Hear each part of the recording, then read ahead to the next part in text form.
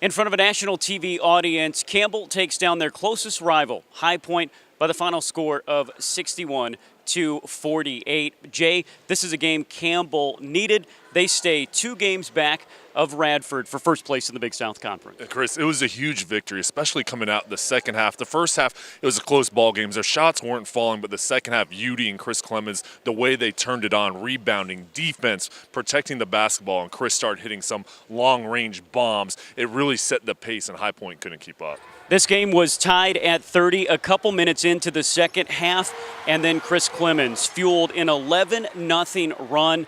Campbell made their lead double digits and never looked back. Chris Clemens had 27 points. He moves into 8th place all-time in the NCAA Division I scoring list. Also moves into 9th place all-time in the NCAA three-point list with 6 trays. But Andrew Udy, his fellow senior, a monster night. A double-double with 16 points and a career-high 15 rebounds. He was 7 of 12 shooting from the floor. In a ball game like this where it's so close, you want to look to your senior leaders. And both of those guys stood up and played their best in that second half. At the huge moments that arose, they came through for their team. The reboundings, the defense, the turnovers, protecting the basketball, all those things, they excelled. And then when they needed to make shots, they are able to drain it down. And then this crowd got into this ball game. That energy really propelled this team to the victory. The 7th largest crowd in Gore Arena history. Nearly 3,000 were here to see it. Campbell goes on the road for their next 2 games with the conference title still a strong possibility. But the final home game